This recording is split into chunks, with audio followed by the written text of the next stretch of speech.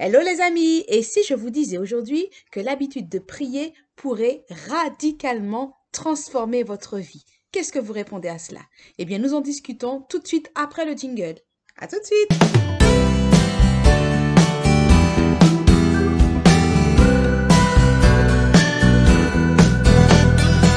Coucou les amis, bienvenue sur Heureux et épanoui en famille. J'espère que vous allez bien. Ici, c'est Claudine Alexandrine et à travers cette chaîne, je vous propose des ressources, des témoignages et des avis d'experts pour vous permettre d'être épanoui au sein de votre foyer et de réussir l'éducation de vos enfants. Alors aujourd'hui, j'ai le grand plaisir de retrouver Dina Germani, qui est psychologue et psychothérapeute. Bonjour Dina. Salut Claudine. Tu vas bien? Très bien, merci. Ça va. Voilà, donc c'est avec plaisir qu'on se retrouve. C'est notre première émission ensemble pour l'année 2022. Voilà. Et aujourd'hui, nous allons aborder un sujet vraiment profond puisqu'il s'agit de l'expérience bienfaisante de la prière en famille. Alors, personnellement, j'ai déjà entendu souvent dire qu'un couple ou une famille qui prie ensemble reste ensemble. Et c'est avec cet adage, on va dire que j'ai un peu grandi et fait mes choix de vie.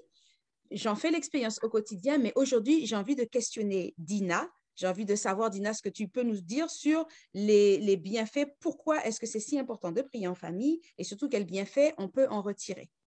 Alors, pour commencer, Dina, est-ce que tu pourrais nous expliquer alors ce que signifie prier? Parce que pour beaucoup de personnes, euh, fréquenter un lieu de culte une fois par semaine, partager une foi commune, eh bien, c'est un petit peu la définition qu'on a de la prière.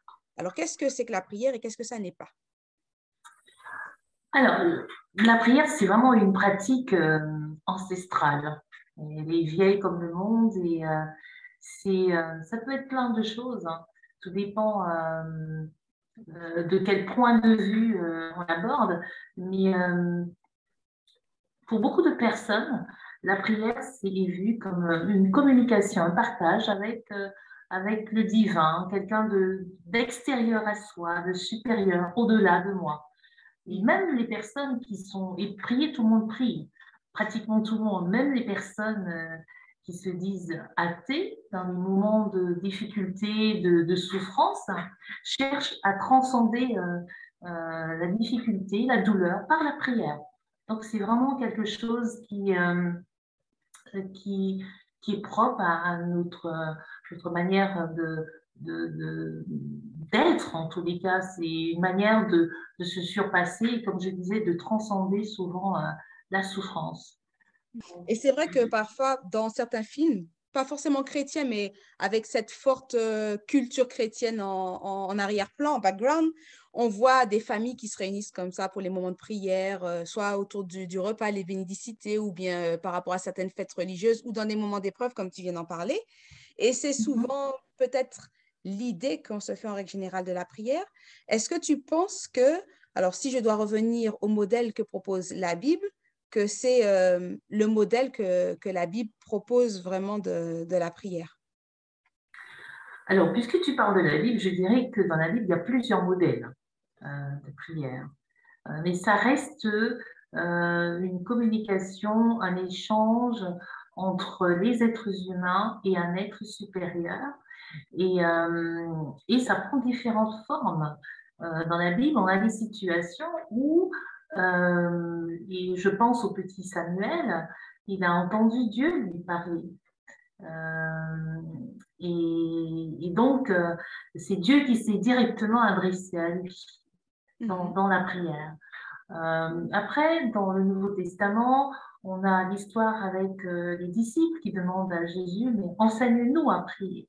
D'accord. Et Dieu leur donne une formule. Donc, effectivement, la prière, je dirais, ne se résume pas à, à une pratique, à un rituel. Elle peut prendre différentes formes. Mais pour les chrétiens, de manière générale, quand on parle de prière, on parle de cette communication qu'on adresse à soi, mais surtout au divin, et ayant comme base, je dirais, la parole de Dieu, la Bible. Ça, c'est pour les chrétiens, parce que dans d'autres communautés religieuses, on prie aussi. Dans l'islam, on prie, on fait des prières. Donc, chez les juifs, etc. Donc, dans le bouddhisme, l'hindouisme, donc pratiquement toutes les cultures ont des rituels qu'on pourrait appeler des rituels de prière. Donc, tu veux dire en fait que la prière, c'est pas une question de rituel, mais c'est une question de relation avec un être Alors, supérieur. je pense que la prière, oui, c'est une question de relation qui peut rentrer dans un rituel. D'accord. Pour moi, les deux sont compatibles. Maintenant, ce qu'on sait, c'est que dans la prière, je pense que l'élément important dans la prière, c'est le principe universel ou psychologique qui est celui de la foi. C'est ça cet élément qui est important. C'est-à-dire que la prière n'appartient pas à une institution, elle n'appartient pas à un groupe, elle n'appartient pas au groupe des chrétiens. L'élément qui est vraiment important dans la prière, c'est cette notion de foi, comme je disais, qui est une notion psychologique et qui donc appartient à tous les êtres humains. À partir du moment où on a décidé de croire en quelque chose, donc on a notre esprit croit a confiance en quelque chose, eh bien, il y a de fortes chances que cette chose puisse se réaliser. Donc, c'est plutôt l'efficacité de la prière à travers la foi qui est intéressante, en fait.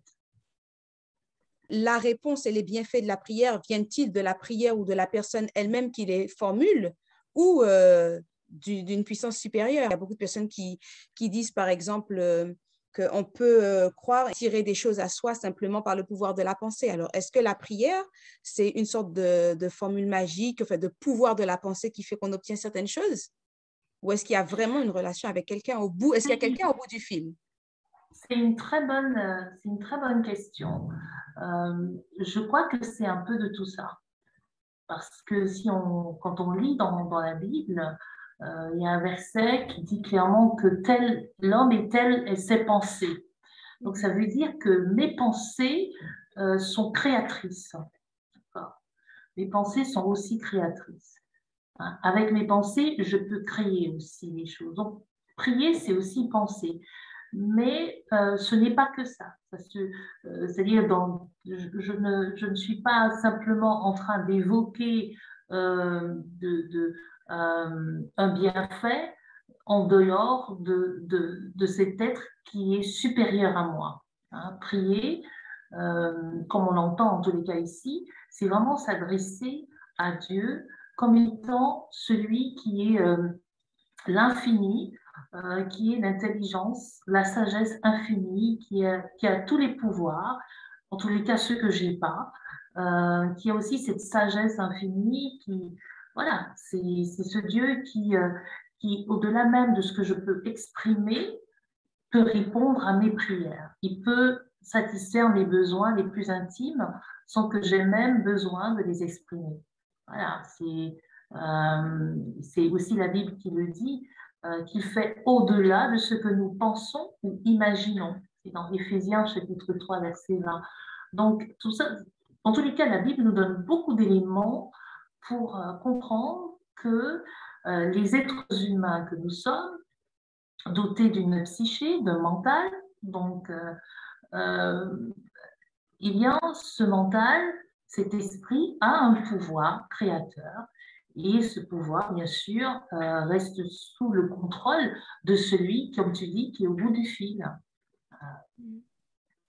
Et tout à l'heure, tu as parlé comment dire, de l'impact psychologique que ça pouvait avoir sur l'homme qui prie. Alors, quel est cet impact psychologique? Alors, en plus, oui, l'impact psychologique vient ça a été prouvé à travers certaines études, certaines expériences qui ont été faites particulièrement avec des Mormons. Et on a constaté effectivement que ça générait chez eux, le fait de prier, l'acte de prier génère un sentiment d'apaisement, de sérénité, de bien-être. Et puis, ça donne... En fait, il y a des études qui ont tenté de montrer le lien entre la santé et la prière et puis les croyances. Et ce qui a été découvert, c'est qu'effectivement, les croyants, les personnes qui prient de manière régulière, on a remarqué un plus grand apaisement, une plus grande sérénité dans leur façon d'aborder les choses. Et tout ça, ça a été montré par les imageries de résonance. Donc, on peut commencer une technique, en tous les cas, qui permet de visionner le fonctionnement du cerveau, le fonctionnement cérébral lorsque la personne prie, et aussi qui permet de mesurer l'oxygénation et comment ça augmente dans les régions du cerveau. Voilà. Donc, tout ça montre que, aujourd'hui, en tous les cas, je dirais que la science n'a pas fini de découvrir des choses à ce sujet, mais en tous les cas, ça devient de plus en plus palpable. Les personnes qui prient ont tendance à être beaucoup plus sereines, et puis elles activent aussi ce qu'on appelle, que ça ne m'échappe pas, oui, le circuit de la récompense. Hein, au niveau du cerveau, ce qui est extrêmement important. Voilà, c'est un système fonctionnel qui est responsable en fait de la survie. Hein, et parce que ça fournit les motivations nécessaires pour réaliser les actions et pour aller au bout de ces accomplissements, voilà, et avoir un comportement beaucoup plus adapté. Voilà. Ce que tu dis me rappelle un peu les principes du New Start. Alors, le New Start, c'est un acronyme pour parler en fait des 9 principes, si j'ai bien fait mes calculs, 3 Start, S-T-A-R-T, des 8 principes. 8 principes Des de la 8 santé. principes, voilà, fondateurs pour la santé. Donc, chaque lettre signifie un mot, mais je ne vais pas tout développer aujourd'hui. Ce sera peut-être l'occasion d'en parler dans une prochaine vidéo. Mais le dernier T de Start, en anglais, c'est Trust, et c'était apparenté à la confiance en Dieu. Et on voyait que les personnes qui mettaient ces 8 principes en pratique, eh bien, souvent jouissaient d'une meilleure santé. Voilà, que ce soit la santé physique, mais aussi la santé mentale. Voilà, c'était aussi important. Donc, effectivement, oui, voilà, maintenant, c'est prouvé effectivement par l'apport des neurosciences, notamment, qui montrent vraiment les différentes zones. Voilà, en France, alors l'étude que j'ai citée tout à l'heure, elle a été faite aux États-Unis.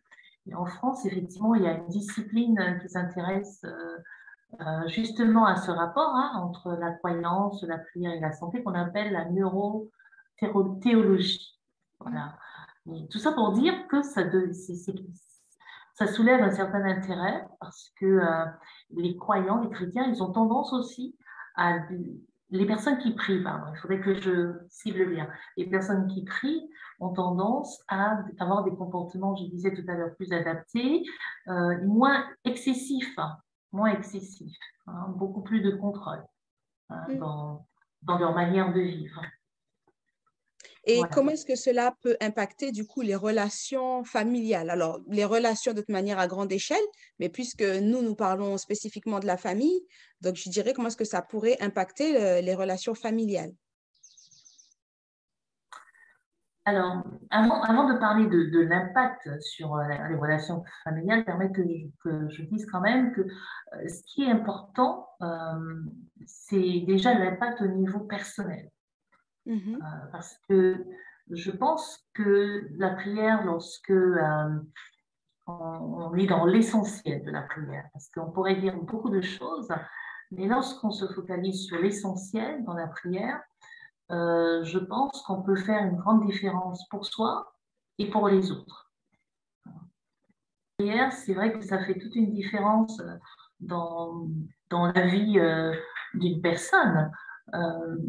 La prière peut constituer l'objet d'une thérapie pour une personne qui est en souffrance,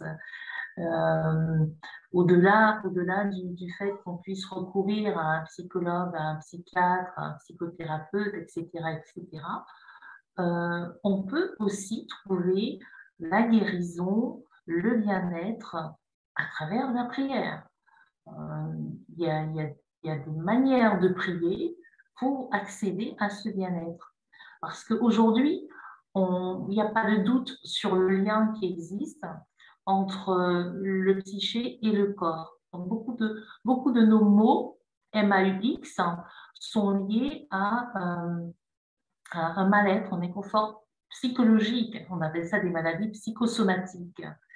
Et prier, c'est aussi mettre les mots, MOTS, sur nos mots, MAUX. Et à travers la prière, on se révèle déjà à soi-même, on se révèle à Dieu. Et prier est thérapeutique. Voilà, il y a une forme de catharsis qui se passe dans la prière.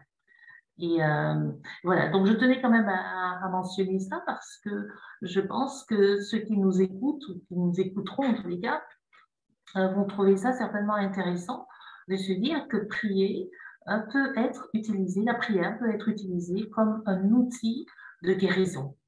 Un outil de guérison. Voilà. Et donc, pour répondre à ta question. Oui, pardon. Oui. Donc, je ne sais pas si tu voulais rebondir par rapport à ça. Non, je disais que ce que tu dis me fait penser à ce que je lisais dans un autre livre, Active ton cerveau de Caroline Leaf, qui est aussi une psychologue, et qui présente justement cet aspect confiance en Dieu, cet aspect de la foi en relation avec les études scientifiques, et qui montre qu'effectivement, il y a une vraie corrélation et qu'il y a beaucoup de choses qui peuvent se passer dans le cerveau, en fait, et débloquer certaines situations, réussir à surmonter certaines épreuves. Eh bien, justement, grâce à cette relation-là avec, avec Dieu. Ouais. Avec Dieu, alors. Maintenant, j'aimerais bien partager certains éléments qui me paraissent très importants donc, quand on pense à la prière. Et je pense qu'à travers ces éléments, on peut comprendre facilement comment prier peut être utile et, pour la famille. Je pense que prier, dans un premier temps, c'est un acte qui va nous décentrer déjà de nous-mêmes. Quand on prie, on ne s'adresse pas à soi la prière nécessairement, même si on peut faire des évocations, voilà. Mais on les fait à Dieu, on les fait à un être en dehors de soi. Et donc, c'est déjà une manière de reconnaître notre faiblesse, notre fragilité. Donc, prier, c'est déjà un acte d'humilité, une conscience de ses propres limites. Et c'est dans ce sens que je pense que c'est une manière de se décentrer. C'est aussi un acte de foi, un acte de foi dans l'être humain. Dans l'être humain, parce que quand je prie, c'est parce que je crois vraiment que la personne pour qui je prie peut changer, par exemple. C'est une foi dans l'être humain, un acte de foi dans l'être humain. Et puis, bien sûr, c'est un geste d'altruisme. Le simple fait de prier pour les autres, c'est un investissement sur autrui. Mais quoi que l'autre peut changer, ça c'est très important. Donc, c'est un acte de foi et aussi d'espérance. Prier, c'est... Quand tu dis de foi dans l'être humain, est-ce que tu oui, peux... dans sa capacité à changer. Si je prie pour quelqu'un et je ne crois pas que cette personne puisse changer, c'est pas simple, c'est la foi en Dieu que Dieu peut changer cette personne, mais quoi qu'elle peut se laisser changer. Vous voyez, c'est un tout. Hein. Croire dans l'humanité. Et puis, c'est aussi une force de motivation en plus. Hein. Que de croire en quelqu'un en dehors de moi qui puisse m'aider, m'accompagner, voilà, de croire en Dieu. Alors, et cette personne qui choisit de prier pour quelqu'un d'autre devient maintenant un allié de Dieu. Alors, je ne sais pas si tu vois un peu ce que ça représente, mais de se mettre dans cette posture, ben, voilà, c'est accepter de prier pour quelqu'un d'autre, c'est une manière de s'allier à Dieu hein, et de déclencher quelque chose de divin dans la vie de quelqu'un d'autre. Hein. Parce qu'une prière va toujours impacter d'une manière ou d'une autre, positivement, en général, la vie de l'autre. Voilà. Donc voilà, ce sont les quelques éléments sur lesquels je voulais partager par rapport à la prière. Je pourrais ajouter aussi le fait que prier, c'est aussi reconnaître que il n'y a pas que tout n'est pas visible. La réalité, c'est pas uniquement ce que moi je peux voir, ce que je peux palper. D'accord. La réalité n'est pas que physique. Dans Le Petit Prince, Saint-Exupéry disait que l'essentiel est invisible aux yeux. Donc, je pense que c'est important de ne pas l'oublier. Et donc, on prie parce que justement, eh bien, on n'a pas toutes les données, il y a des éléments qu'on ne maîtrise pas. C'est important à dire dans la société dans laquelle nous vivons, où tout est très cartésien, tout doit être très tangible, en fait.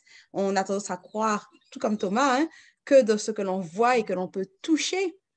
Et donc, justement, pourquoi, alors, comment est-ce qu'on peut aider, alors, dans le domaine de l'éducation, comment est-ce qu'on peut installer des habitudes, justement, de prière personnelle? Parce qu'on peut être pris du train-train quotidien, tout simplement, de la vie quotidienne, se souvenir de la prière. Ben, tiens, quand on en a besoin, mais regarde tout ce qu'on a dit là maintenant, peut-être qu'il faudrait qu'on inverse un petit peu notre façon de fonctionner. La prière ne devrait pas peut-être être une réaction, mais plutôt un principe de vie. Donc, comment l'installer dans sa vie au quotidien? Oui, alors, et je crois que pour que ce soit un principe, il faut qu'il y ait un vrai bouleversement de notre manière de penser. Déjà, il faudrait qu'il y ait un changement dans notre vision, dans notre regard, de notre manière de comprendre la prière. Alors, moi, ce que je vais te dire, c'est un peu personnel parce que je crois que ma vision de la prière a vraiment changé lorsque j'ai compris que c'était pas moi qui allais vers Dieu en priant, mais c'est que c'était lui qui me recherchait et que c'était lui qui m'invitait à rentrer dans cette communion, dans cette relation avec lui. Mais comment est-ce que cela est possible? Comment est-ce que tu as pu remarquer une telle chose? En fait, en lisant la parole, en lisant la Bible, il y a des textes dans la Bible qui révèlent clairement Dieu comme étant celui qui nous cherche. Si je vois Dieu comme celui qui veut mon bien, et c'est ce que révèle la parole de Dieu de toutes les manières, si je le vois comme celui qui veut mon bien, on va dire mon souverain bien, et que je lis par exemple, je crois que c'est dans le psaume 23 où il dit « Le bonheur et la grâce m'accompagneront tous les jours de ma vie ». L'original du mot, il y a des traductions qui disent me poursuivront, me persécuteront tous les jours. Mais c'est la signification du mot ici, c'est rada, il veut dire courir après. Hein.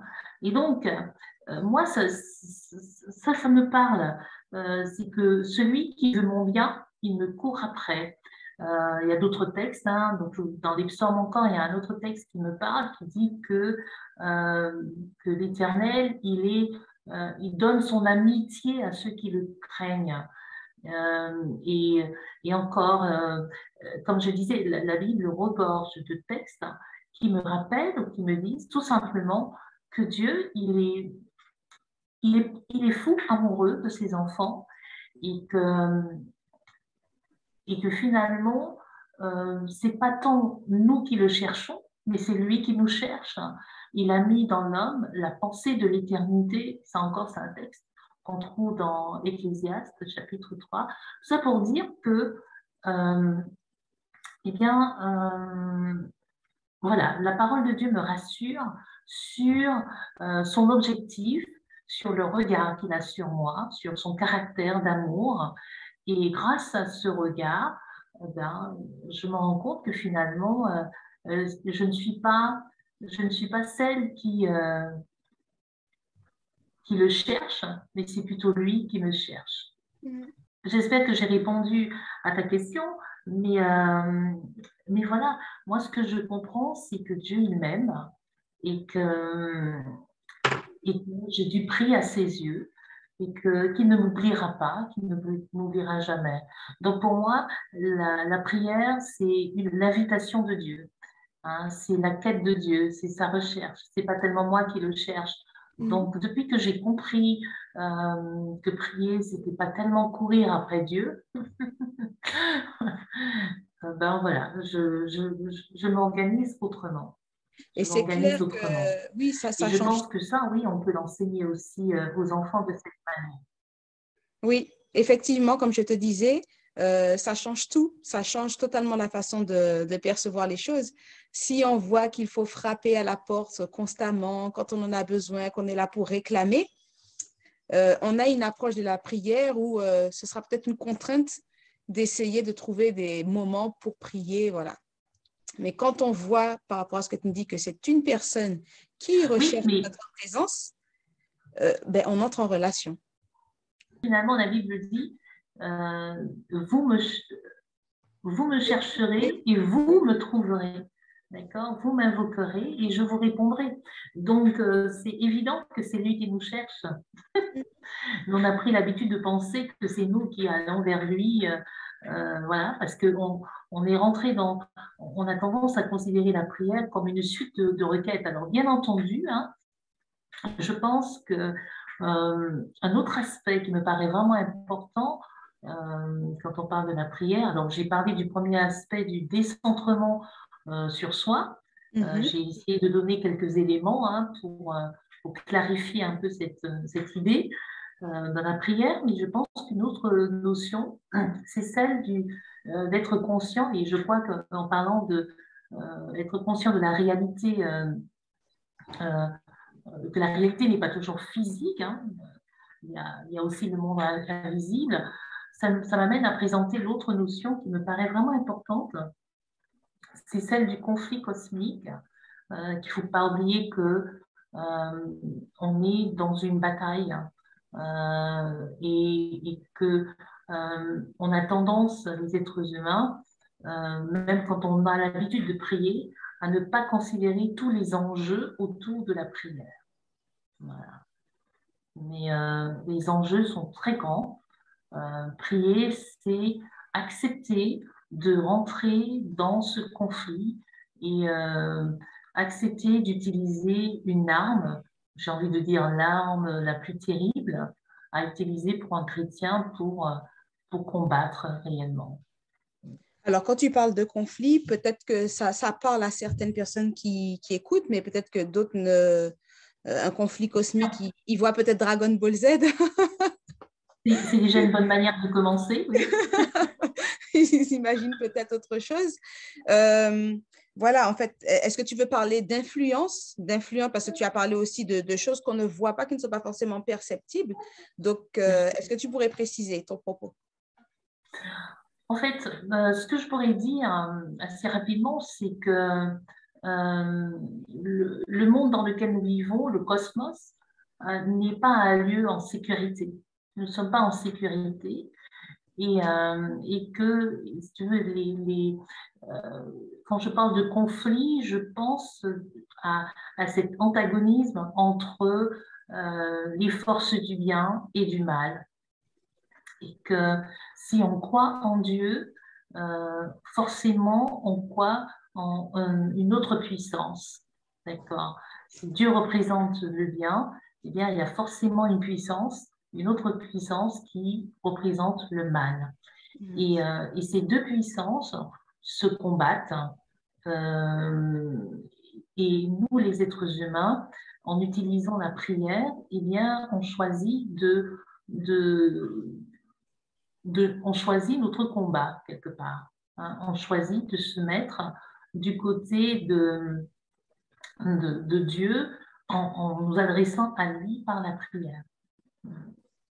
Alors ça, c'est important aussi ce que tu dis parce que, alors je reviens un petit peu aux premières questions que je t'ai posées tout à l'heure, où on disait justement que même quand on représente la prière, dans, on va dire, l'inconscient ou le conscient public, je ne sais pas trop, on présente des familles qui sont en situation ou des personnes, des individus qui sont dans une situation précise avec un besoin et qui vont faire appel à la puissance divine pour ce besoin-là. C'est-à-dire demander des choses qui correspondent à leur choix, à leurs besoins, en fait, à elles. Tu vois, c'est une manière d'être centré sur soi. Mais d'après ce que tu es en train de dire là, il apparaîtrait en fait que la prière te permettrait de rejoindre un plan qui est supérieur, pas simplement celui que tu as établi pour ta propre vie, mais peut-être de choisir le plan que Dieu a établi pour ta vie, puisqu'en fait, tu es un petit peu au cœur de ce conflit-là, comme tu parles de conflit cosmique, entre Dieu qui est pour toi et puis des forces qui sont hostiles, et tu te retrouves pris un petit peu entre les deux feux. Donc, est-ce que prier, ce n'est pas aussi adhérer à un plan qui est supérieur à celui que tu as adressé toi-même pour ta propre vie? C'est exactement ça. Prier à Dieu, en tous les cas, c'est adhérer, c'est quelque part, c'est montrer son allégeance, parce que il y a deux forces, deux types d'amour, voilà, deux manières de gouverner, deux royaumes. Et quand on prie, eh bien, on choisit son camp.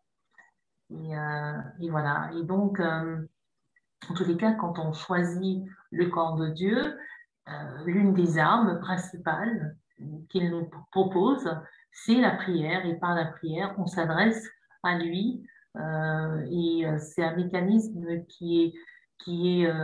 pour lequel on n'a pas besoin de...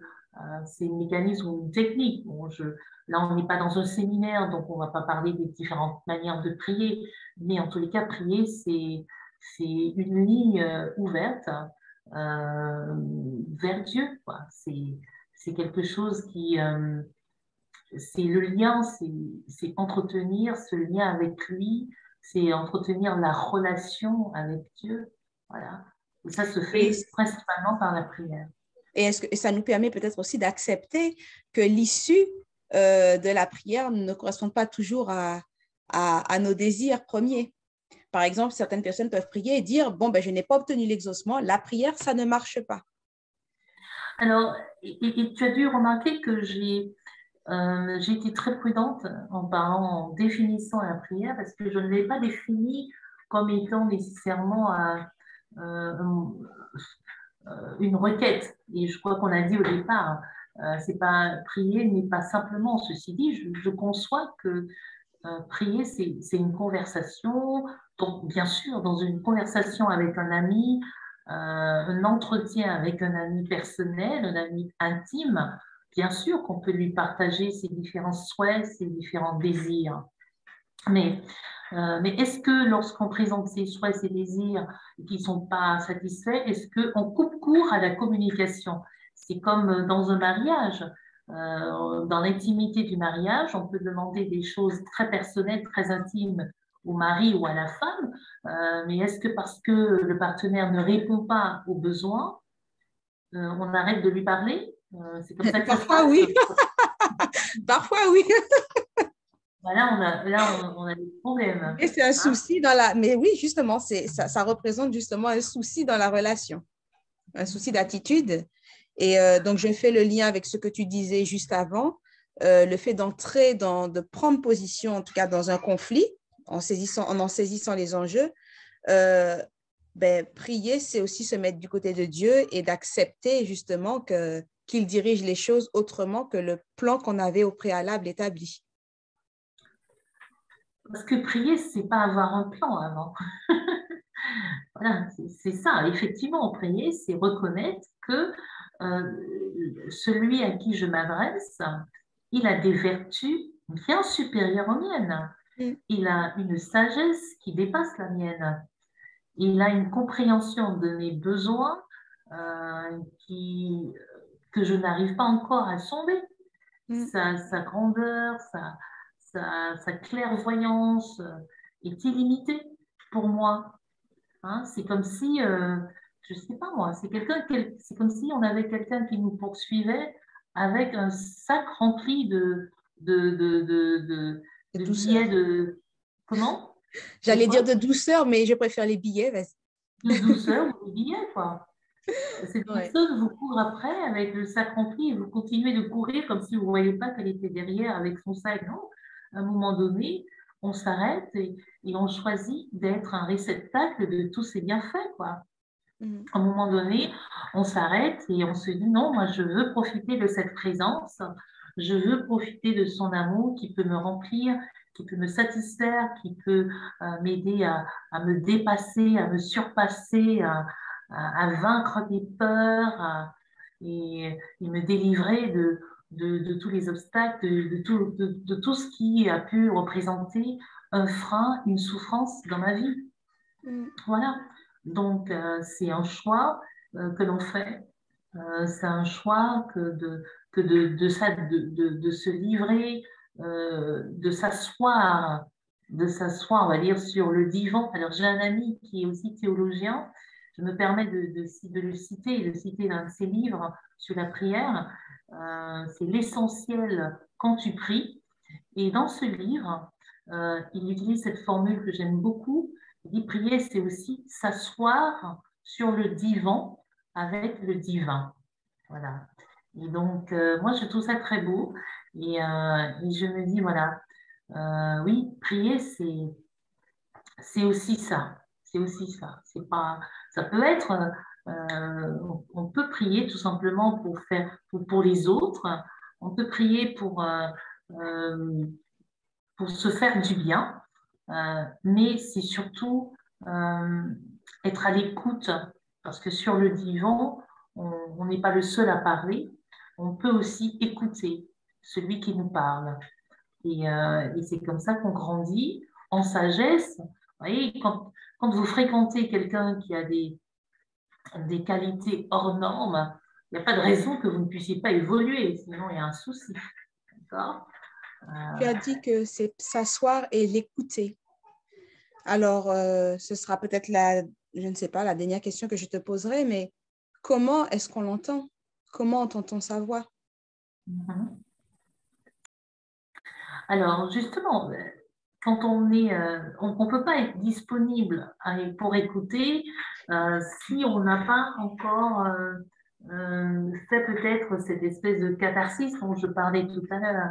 Donc, la prière peut commencer par ça, par ce révèlement, ce dévoilement de soi, pourquoi pas, jusqu'à ce qu'on arrive à écouter.